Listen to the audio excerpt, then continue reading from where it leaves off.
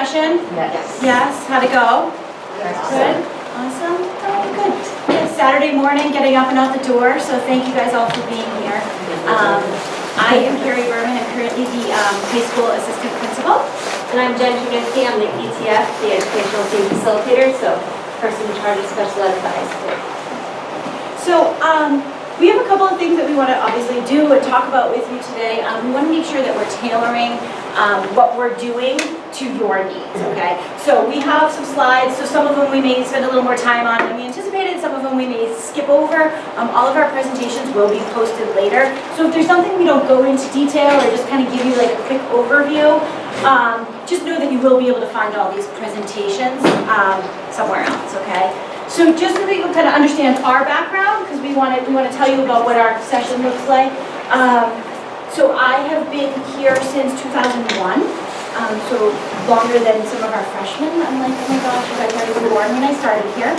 And I started as a special education teacher, which means that I was able to have the luxury of being in a number of different classrooms.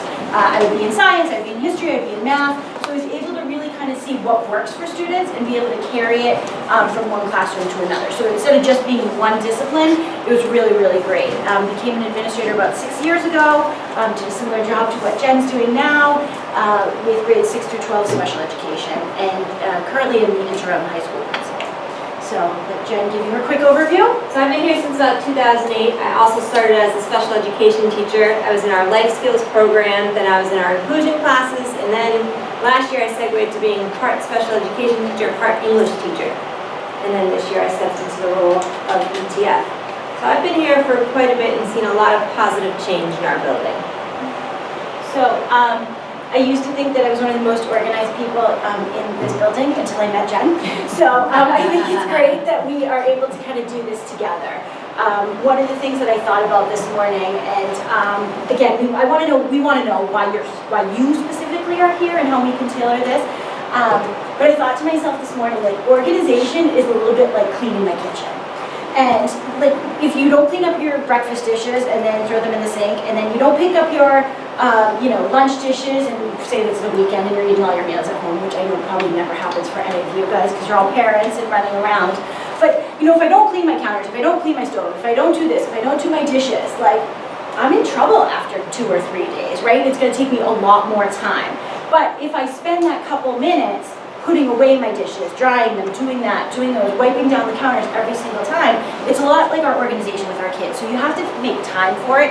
They can't just throw everything in one folder, because by the end of the week, that one folder looks like a giant mess. And then it's like, I don't even know when this was, what it was. So we really have to, part of it is the time commitment that we need to make with our kids. So we're going to start with a little activity. You're going to turn and talk with your partner and just kind of talk amongst yourselves why you're here, what brought you here, and we'll go from there.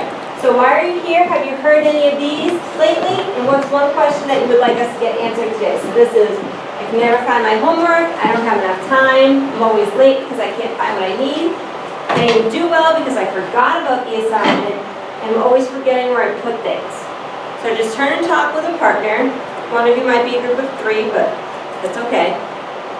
And then we'll share out. 30 seconds. Go. You're very Why are you here? I'm here for my second grade. I'm Kim. Hi, how are I have you? a year-old.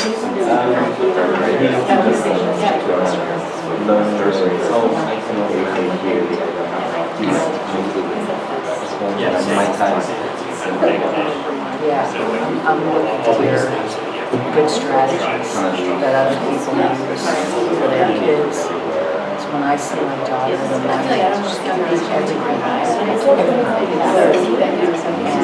other people don't look like they're very much, so they must know something. I want to know what they know. How about your child? They good already? Organization?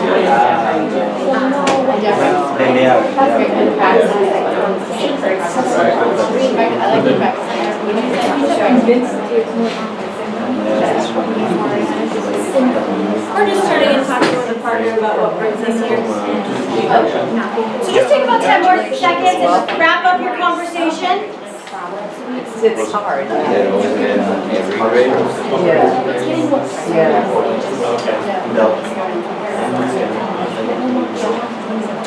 Well, congratulations. You're doing great, sounds like. All right, so we're gonna come back together. And,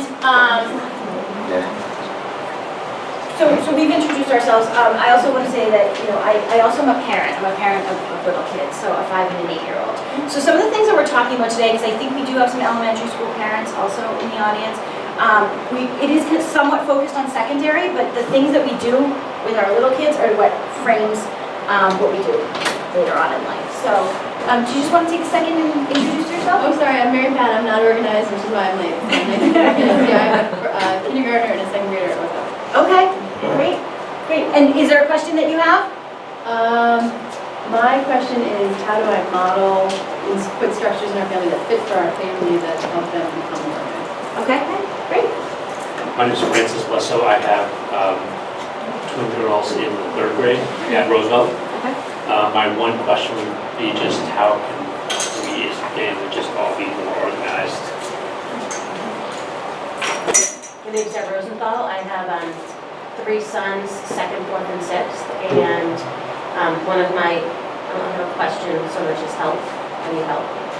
One of my children has an IEP, and I realize that I have all of the same stuff that he's getting special services for. I'm Jackie Bird. I have 2 boys. One is in 6th grade this year, one is in 3rd. And I'm looking for strategies to help my 6th grader as he finds the transition to middle school a challenge as far as keeping all of the different binders and notebooks and systems organized and coming along. We've made some progress, but there are ways to go. My name is Julie Baby. I have an 8th grader, a 6th grader, and a 3rd grader. And I'm actually pretty organized, but I'm having trouble getting my kids buying into strategies of being organized, so I'm going to check them out. Thank you. Hi, my name is Emre Eksi, and I have 2 boys, 6 years old and 3 years old. And having trouble with them at the home, organizing their room and home, trying to learn some new strategies. Thank you. I'm Kim Ackworth. I'm the mom of a 15-year-old freshman who carries everything in her backpack every day. And I see this 20-pound backpack on her back because I don't think she's learned what to leave behind and what to keep. And she's afraid of not having what she needs. So I know you guys know this, but just looking to try to do the little things every day to keep that backpack light and prioritized. Naima Arabar, I'm the mother of a boy and a girl, a 6th grader boy and a 4th grader girl. I don't have much problems with the girl, she's very organized and she's on top of her stuff. I have a lot of problems with the boy, unorganized, and it's getting worse and worse, specifically now he's in 6th grade, and it's really now getting him to do and doing the homework and stuff because he's very forgetful and he forgets his binders and his books. So it's been like 2 months now in the school year and he lost his binders like 4 times. Thank you. Hi, good morning. My name is Raul Camila. I have 2 girls. I have a 3rd grader. I have a 2.5-year-old. So I think like everyone said, just looking for strategies. And in my case, I get my 3rd grader to be more like my 2.5-year-old. That reflects on us, but just... It is what it is. Thank you. Hi, I'm Florence Lee. I have a 5th grade son and a 2nd grade girl, and kind of similar. One is very organized, one is not, and just trying to teach strategies, but there's not, I don't know if they're the right ones. I don't know if different ones would help, or if I'm missing a component that he would say, this is a system that would help me. So trying to figure that component out. So I think today, oh, please, can you introduce yourself? Hi. Tim Chernisky. I have a 5th grader, 1st grader, and a kindergartner. And I would say, the 5th grader is the most challenging. being organized and forgetting stuff. And also probably did work for me as well. And kind of filter what is actually important. Because there's a lot of stuff that comes home, you know, that you don't have to do. What doesn't get done, and you don't find until like December that they haven't been doing anything. So that's frustrating. So clearly, we do not have all of the answers for you. We just give a lot of information to you, but it's really what works for you and then what works for your student. And again, frankly, if we did, we probably wouldn't be doing this. We'd be on some like circuit making millions of dollars from all these people who need organization help, you know? So that's a good thing. So thank you for all of that. So our big kind of questions today, so we're trying to model some of the things that we're doing, what your kids do in the classroom, okay? So the way we're sitting, you're turning and talking, trying to engage you as much as we can. But we always have essential questions in our classroom, so how do I help my students become independent? That's the goal, right? And so some of you have, you know, second, third graders, 2.5-year-olds, but eventually we're training them for leaving the nest at some point, okay? And then how do I support my student in the organization of sessions and school? Okay, because I think some of these things we're talking about can also go to like, you know, the bedroom or the bathroom or wherever else we need those kind of pieces. Today's objective, so we're going to learn to be able to support your student in selecting and practicing organizational skills by selecting a tool for time management, how to keep their materials, stay organized, and establish routines. It's a lot of the little things that will make the big picture work. So again, a lot of our focus is on kind of the secondary, but again, a lot of these things will apply to our little kiddos as well. So we have a quick activity just for you guys to do this morning. And we chose yellow because you can't see the sun from this room. Or many rooms. Yeah, or some of our rooms right here in our lovely high school.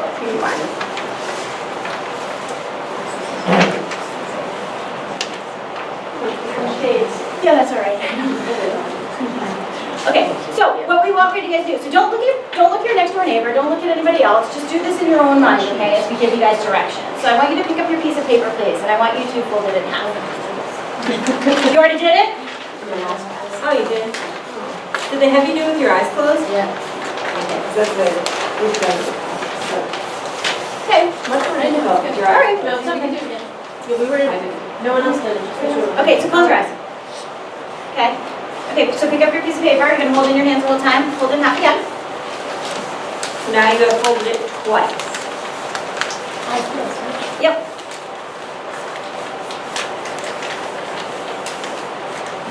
I want to take your piece of paper and tear off your left-hand corner.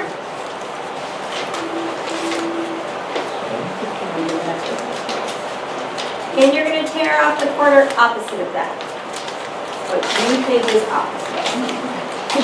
There's no right or wrong.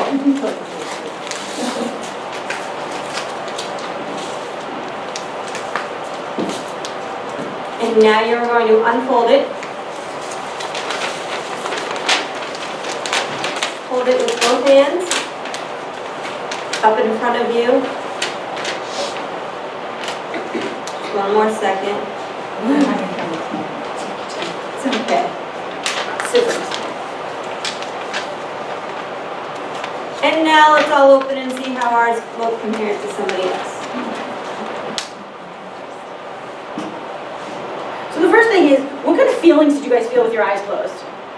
How'd you feel? Slow. Stressful? Anybody feel nervous? Or anxious? Like, I couldn't rip the corner, oh my gosh, I'm falling behind. not to put you out there, sorry. Yeah. Okay. So some of our kids, when they're asked to do tasks in our classroom, feel slow, anxious, unorganized, not like, you know, how many of you guys wondered what your neighbors was going to look like? So you all got the same direction, but did you all see how they all look very, very different? So we all interpret the things that people are telling us, A, differently, and B, we all do things differently. So the point of this today for organization is that what works for us may not work for our neighbor, may not work for our student, may not work for our boy versus our girl, or our 8-year-old versus our 10-year-old. All right? So that's kind of just summarizing what I just said here. And a lot of that really is what you're seeing up here. You have two sides of the brain and they work in very different ways. So So your boy, your girl, your 8-year-old, your 2-year-old, they might be right brain oriented versus left brain oriented, so they are going to hear and interpret and even see it differently. So one of the things we want to try to do is, and we try to do across our classrooms here at the secondary level, is to determine like a common language. All right, so what does that look like?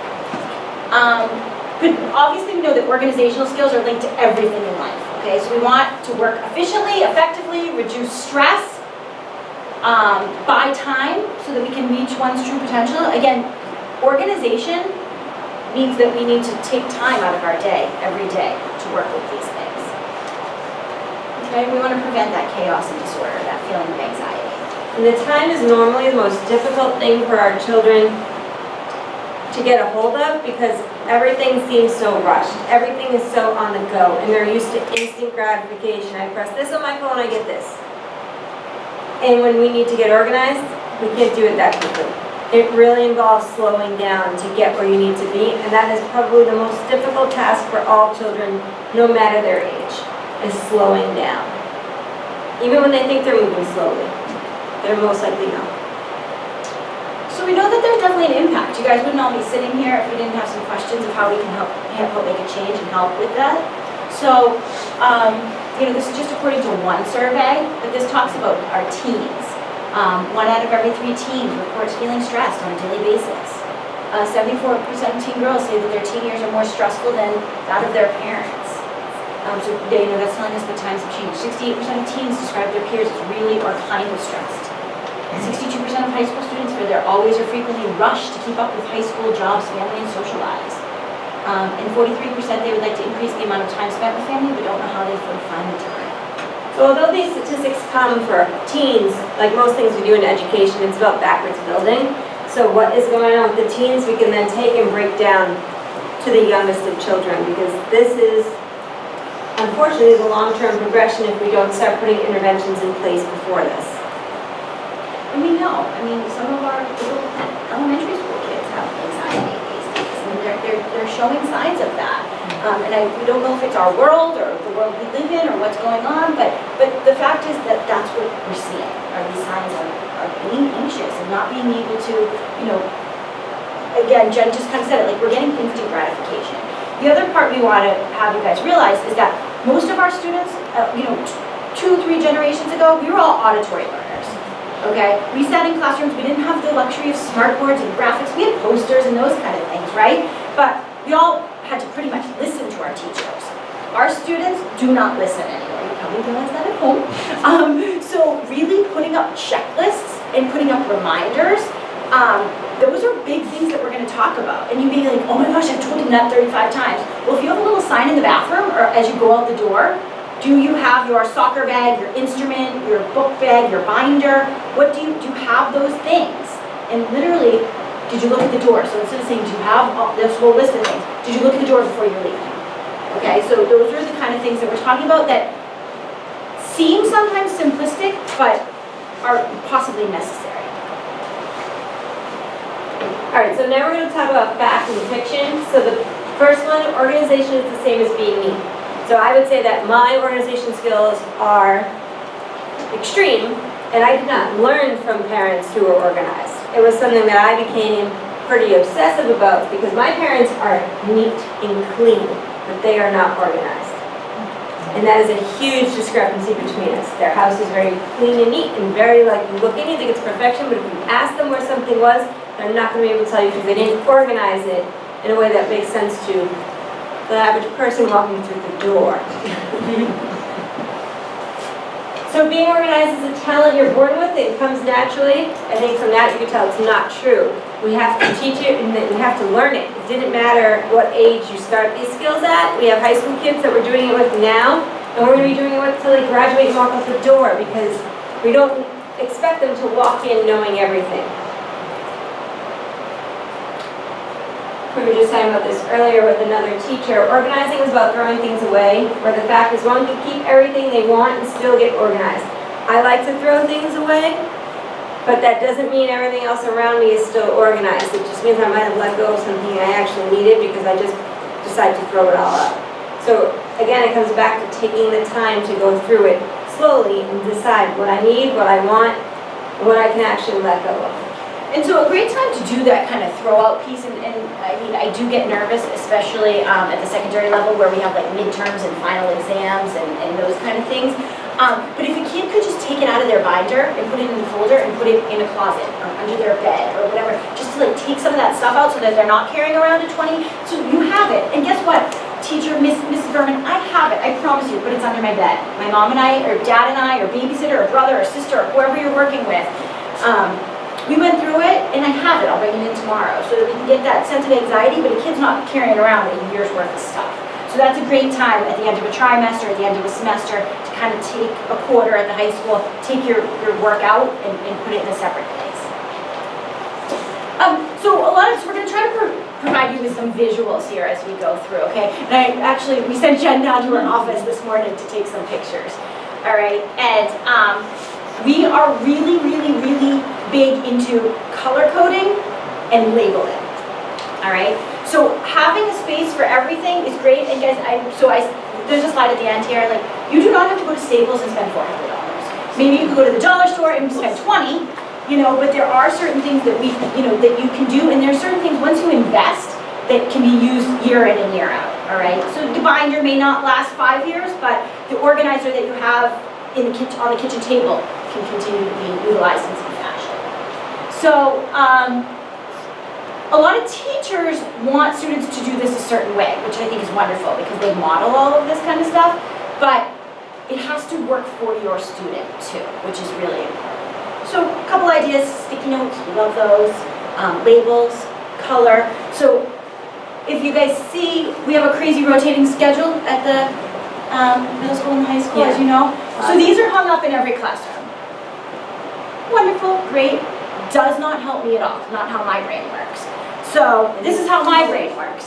I color code, even when I was in the classroom. My A block stuff was always red, my B block stuff was always orange, my C block stuff was always yellow, going through the rainbow, right? So this is how I visually see the schedule. So this is something that we've started to kind of do for students who their brain may work differently than seeing that.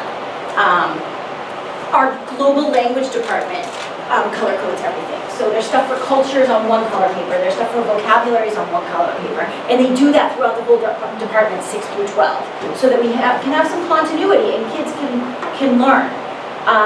If they want you to use a binder, those tabs are really important, but then putting that work in those tabs is the stuff that you have to do every night or twice a week. Encouraging kids to date things is huge.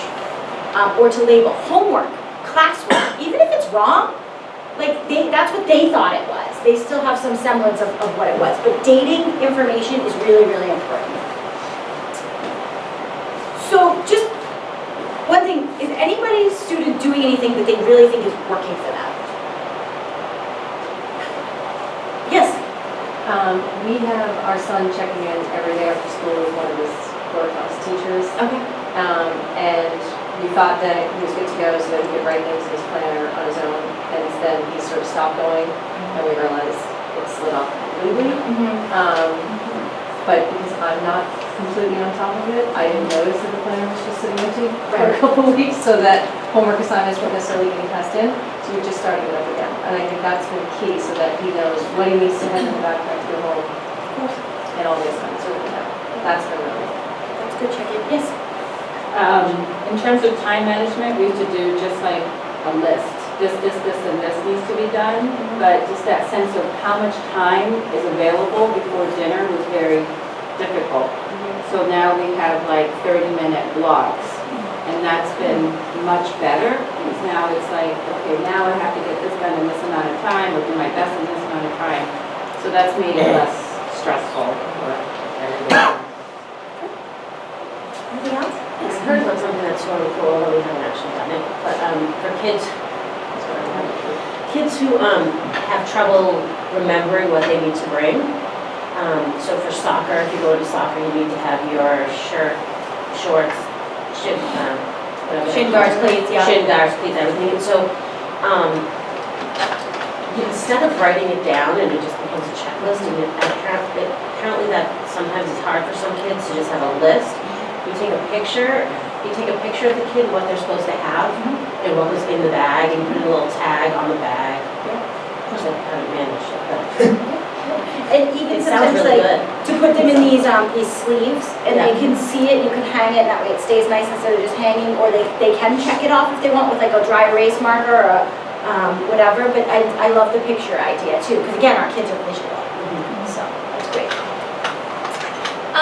So part of this is that our classrooms, most of our classrooms, and especially at the elementary level, especially because the kids are there all day long, are organized.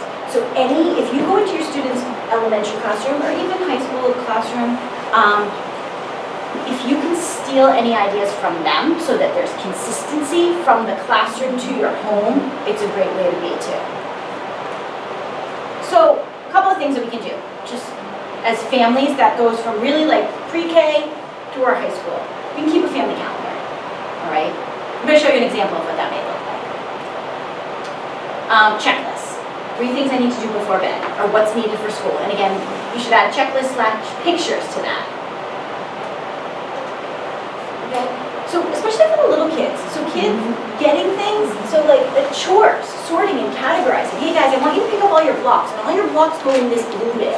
And all of the Barbies go in the pink bin, and all of the trucks go in this bin, whatever. So like that helps them already get into the mindset of planning and organizing and cleaning up.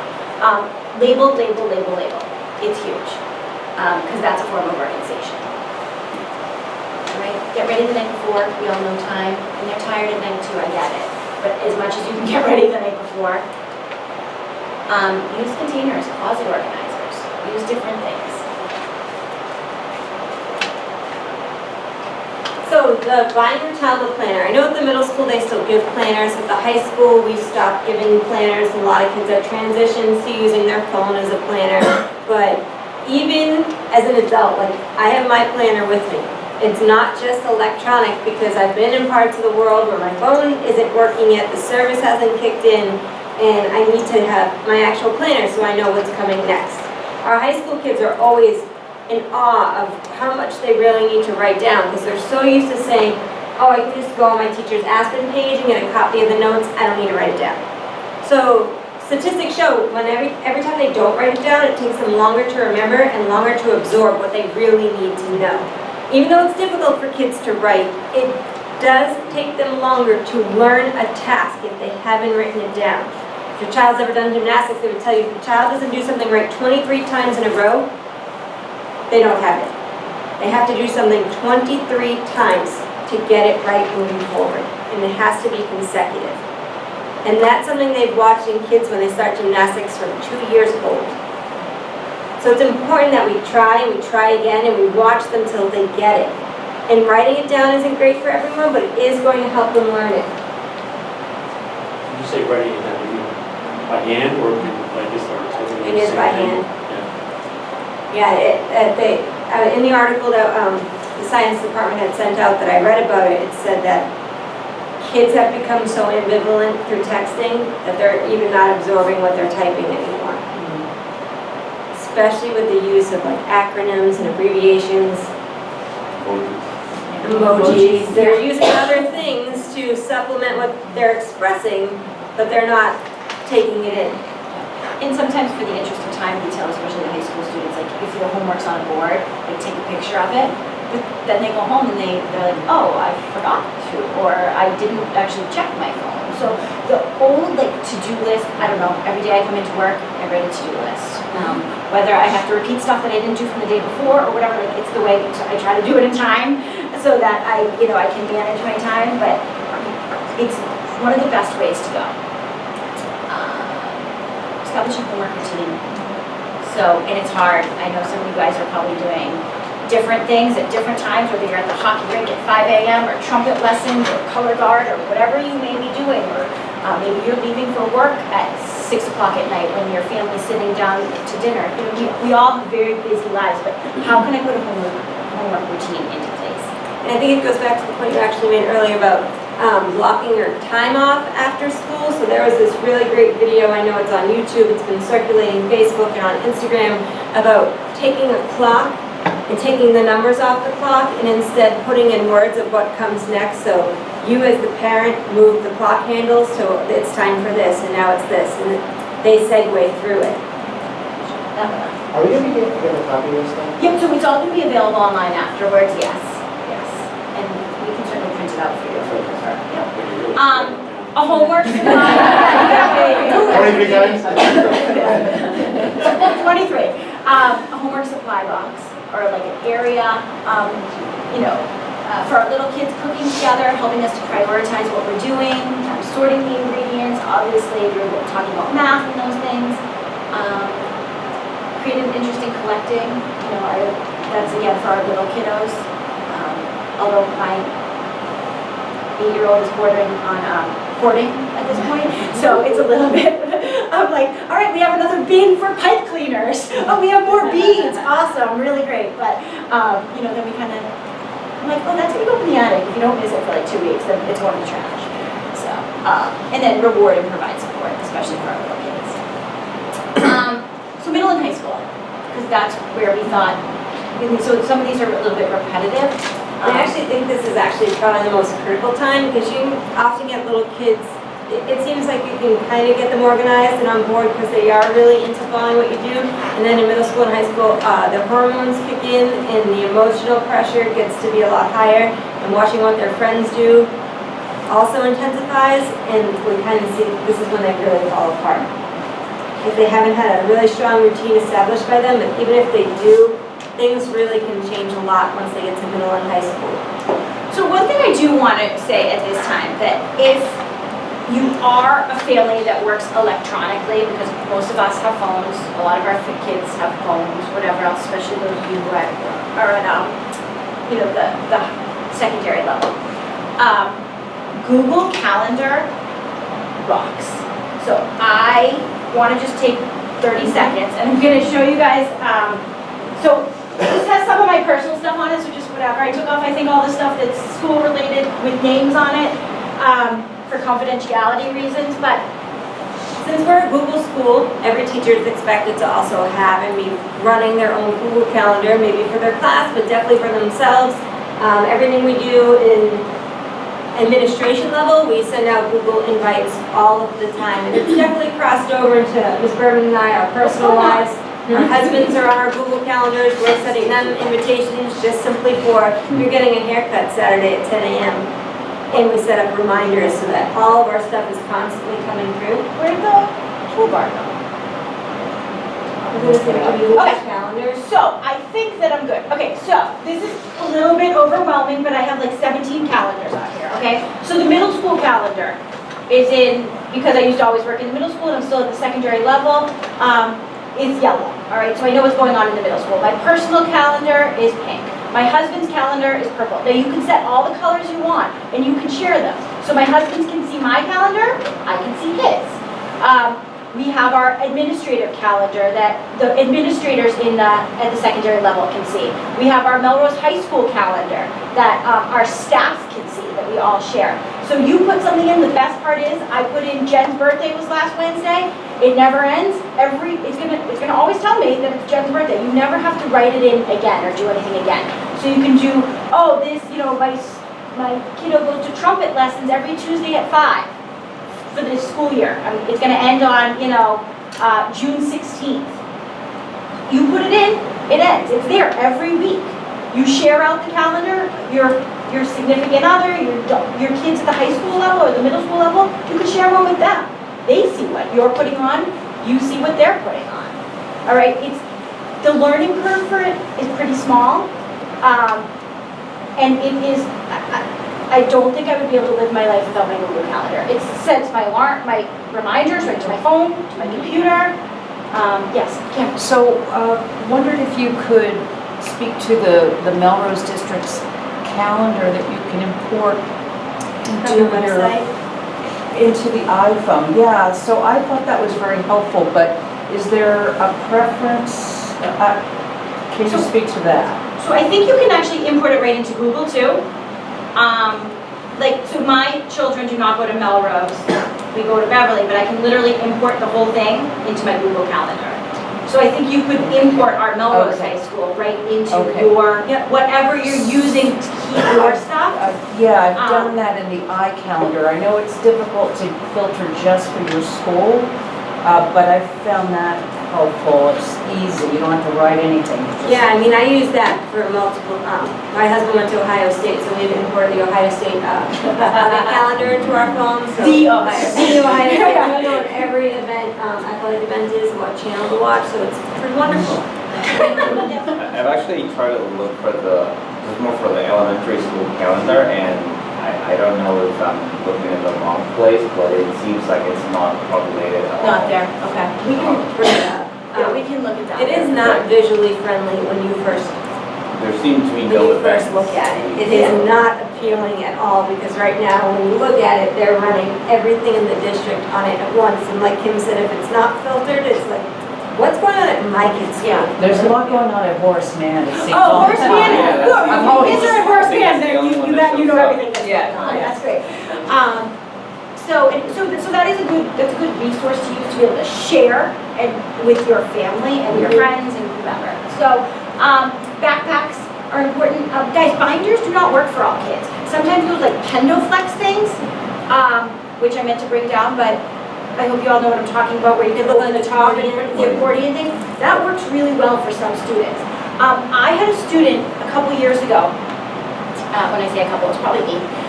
We changed his life by, instead of a backpack, he started carrying a messenger bag. And so, because it was easier for him to access. He could see what was in it and all that kind of stuff, and things just didn't get like thrown to the bottom. A messenger bag changed his life. So little things. So again, we come back to our colors because we love colors. And you know what's interesting, I think about this, and I was never someone to wear a watch until this year, ever. I only wore it for running, and it was definitely, I've noticed a huge change because kids are so apt to look for their phone, and the amount of time I've cut off looking for my phone is tremendous. Like, I practice what I preach to all of our students, and you don't want to be glued to this for the rest of your life. Like, you don't. And now when I wear a watch, I'm like, I don't know if I checked my phone today, often in the school day. Did I? Hope no one loved me. We also didn't get distracted, right? So a lot of our kids check the time and they're like, oh, what's next? Oh, Susie's in the hallway. Oh, I'm supposed to do this, so that's our problem. So again, highlighting, color coding. So kids, when they take notes in class, they can go back. They can underline all the key vocabulary words in red. They can highlight all the terms and names in green. They can do these different things. I mean, they have to come up with their own system that will help them, but it makes their notes recognizable in the future.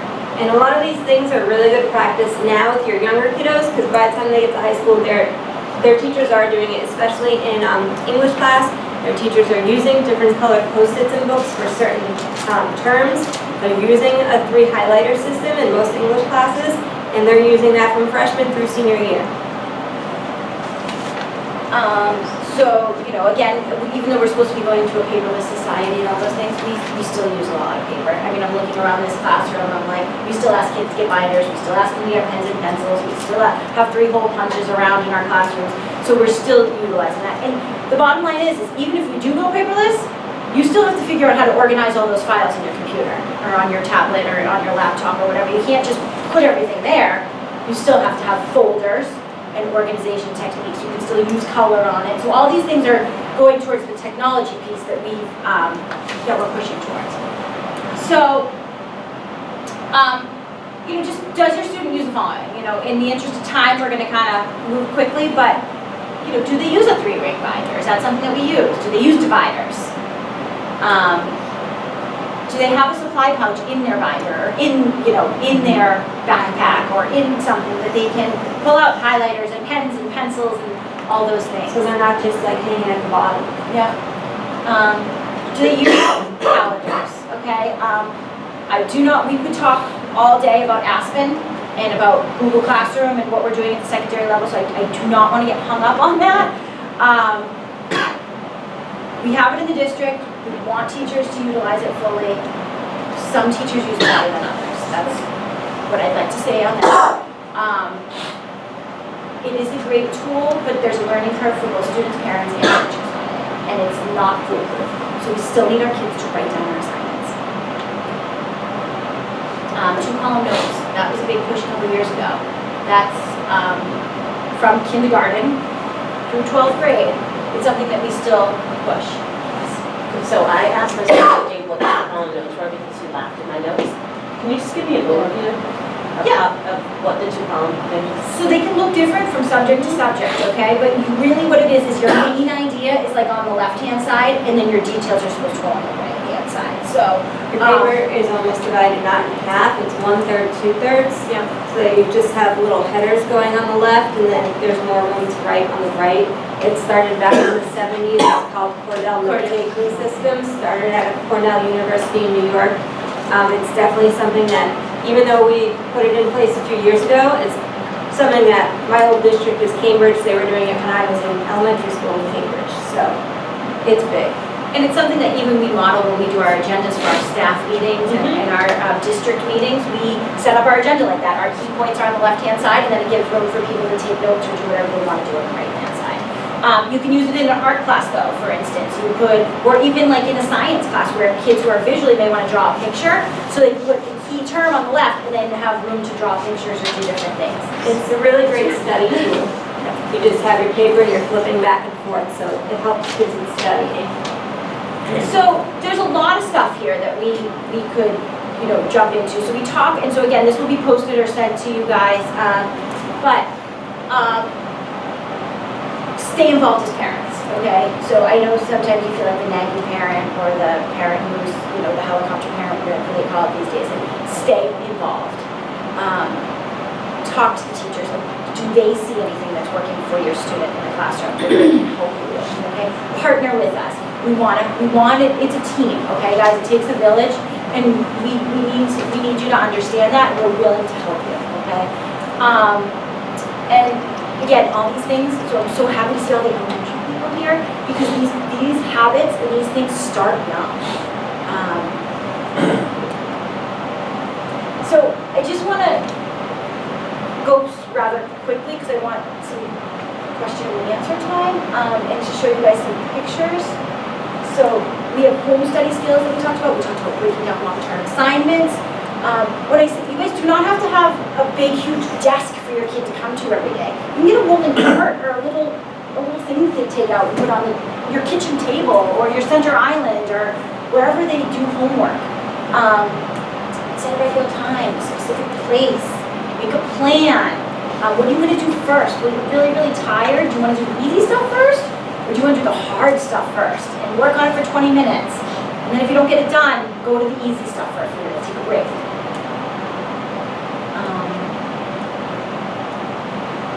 So we kind of already talked about this. Go to the website. Don't we want them to fill in that agenda, but we want them to write things down.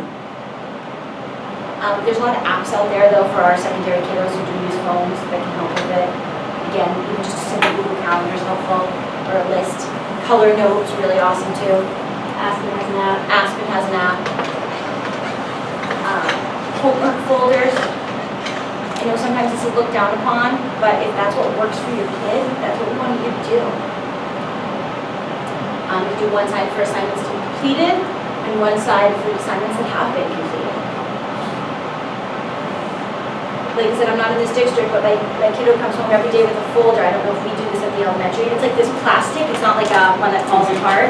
And it says like stuff for home and stuff for back to school. I mean, it's like the best thing. So, workspaces. So when I'm talking about, like, you do not have to have this elaborate desk. If you live in a home that does that, like, awesome. I don't. My little one sits at the kitchen table and does her homework. That's what we do. So you don't have to have all this, but like, can you have a shelf or a corner? Can you have this little rolling thing that you can roll in and out of your closet so they have everything they need? I love the pegboard idea if you have little stuff. Pegboard, or corkboard. I put corkboard kitchen so that you can post all the really important information. If you have like a basement door or something that you go down to, like on the back of that, something that you can close and keep hidden. Closet door. So routines. The way we say things, the way we're energetic, the way we tell our kids like, time to do your homework. Nope, like, let's do your homework first so then you can go outside and play.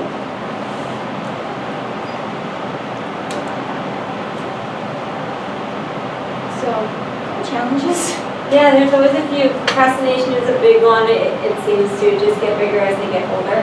This is the most common thing we hear. I work best under pressure. When you ask kids where they hear that from, though, they say, I heard my mom say it.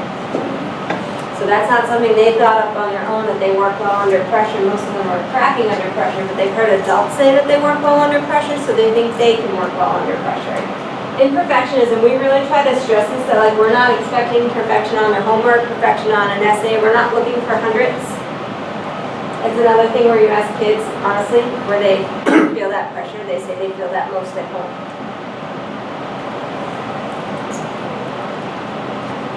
So, remember, we're always, we'll just bring it back. The goal is independence. So as parents, we can do as much as we can do, right? But at some point, I hate to say, but at some point you gotta let your kid fall a little bit because they're not gonna learn otherwise. If you keep packing their backpack every day, like, you're not going to college with them, okay? So sometimes it takes that, like, Mom, I can't go with a zero. And as parents, we're like, oh no, you can't get that zero. No, sometimes they have to get that zero, all right? They have to fail. Because right now, remember, we still have a really nice net here. All through Melrose Public School until 12th grade, right? We have a nice net to catch your kids. You go to college, your kid fails, bye-bye, like, what, $45,000? So we just want to be really careful about, you can let your kid fall a little bit and still protect them. So homework, we talked a lot about homework, long-term assignments, breaking them down, prioritizing, doing those things, helping them to see the big picture and to backtrack a little bit, backwards plan, studying for tests. How do we do that? Well, we got to figure out what's relevant and important. And if we have a whole year's worth of stuff, that's why that cleaning out is really important. Most teachers, even in 12th grade, even with our higher level classes, they're still giving some type of study guide, some type of guidance in terms of what the student should know for a test or an exam or some type of assessment. I want to show you the pictures of Jen's office because I think that Most people laugh at it when they walk in. yeah, some things, guys, you don't have to go spend money on. Go to the dollar store. Don't go to Staples. It's like, We don't go to school. yeah, don't go to Staples. You may not find everything the first time you go to the dollar store, but if you go back a couple weeks later, you'll find something else.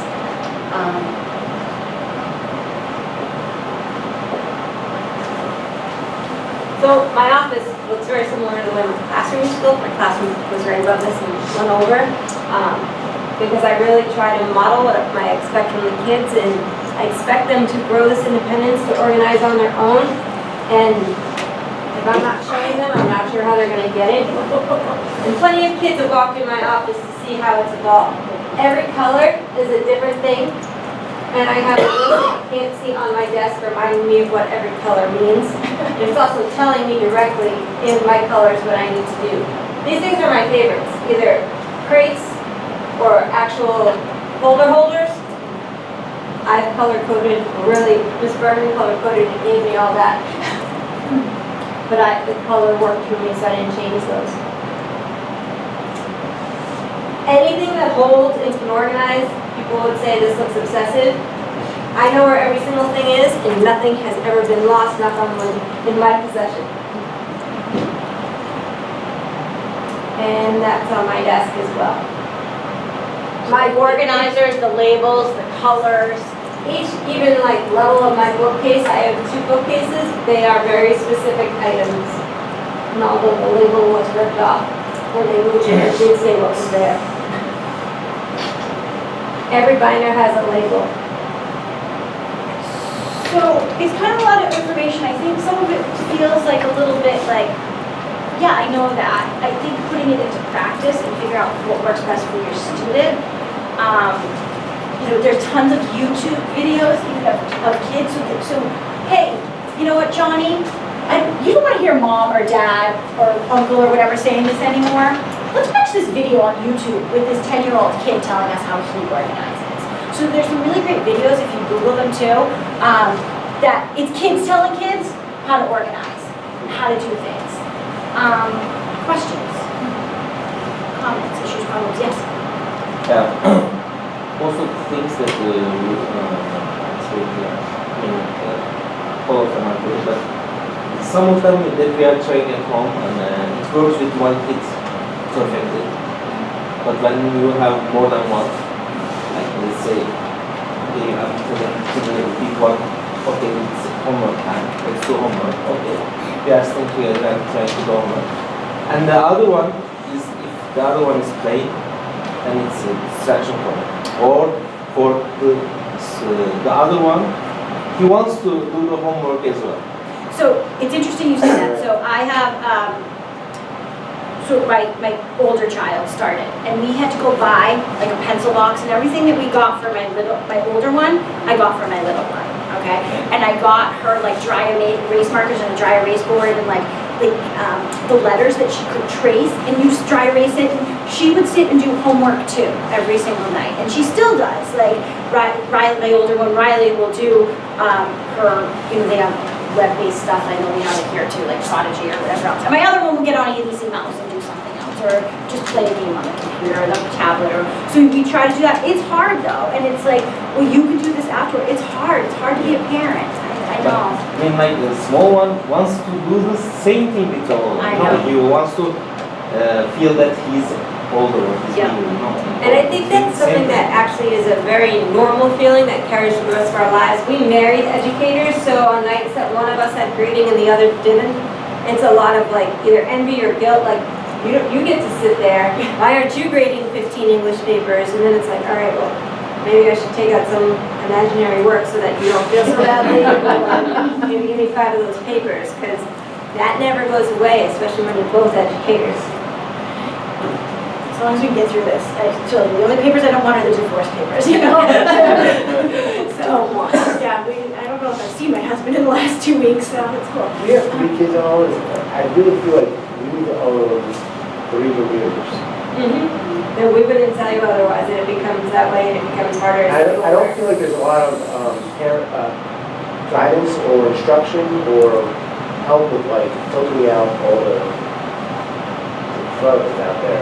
Like they're just, and we're trying to limit screen time at home, but then we have to tell them to run the computer all the time. And we have to buy If it were me, and if I were in this district, we have a lot of Chromebooks. The Chromebooks are inexpensive, they're pretty durable. I would not buy your kids a computer as long as you could have, I don't know how much you know about Chromebooks. You have to have Wi-Fi to be able to use it.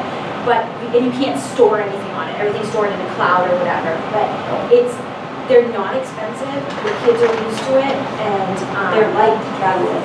When the district went Chromebook, I bought a Chromebook for that reason. I would encourage, so I'm not telling you what, I would think about buying a Chromebook for your kids. I think they're Yeah, they're anywhere from Do not buy 3 $100 computers.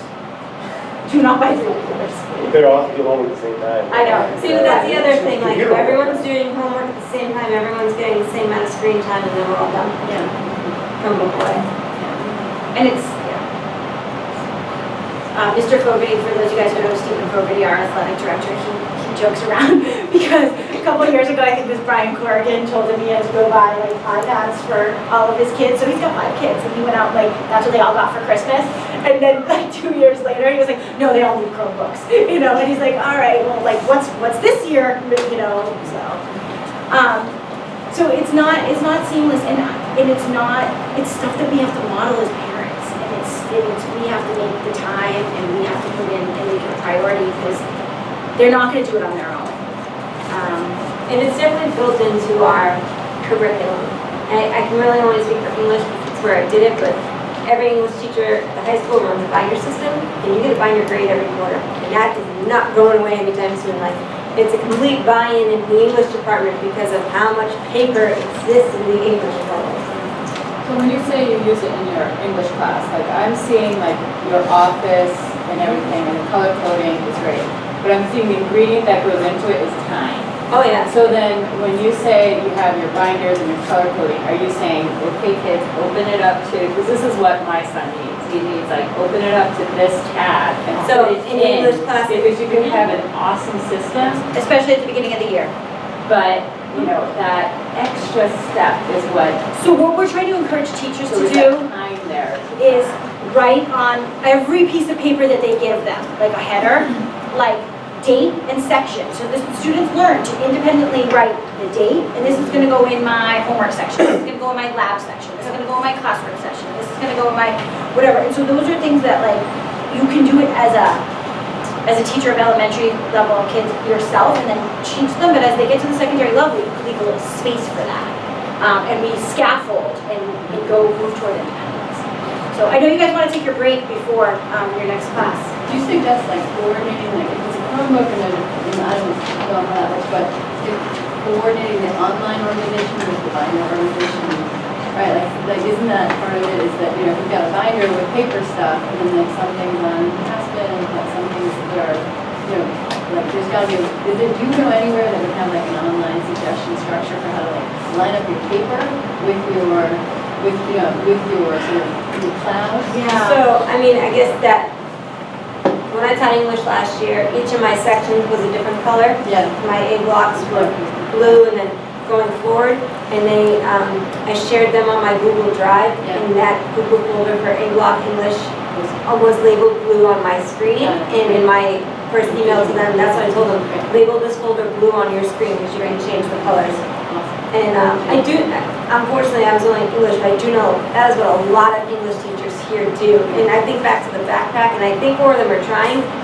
They just don't want to be held accountable if something ever goes missing, but a lot of English teachers have people leave their binders in school here too. Yeah. Like the homework folder, although it seems childish, we do use it a lot here at the high school level because when they get in high school, her daughter's not alone. They're all walking around with their bags all day. They don't use their lockers, and their posture's just going down. The lockers are small, so you can't actually put your bag in it. And then, They feel like they don't have if your class is way down there and your locker's over in the art wing, you're in trouble. So, go get another cup of coffee, guys. Thank you so much to meet all of you.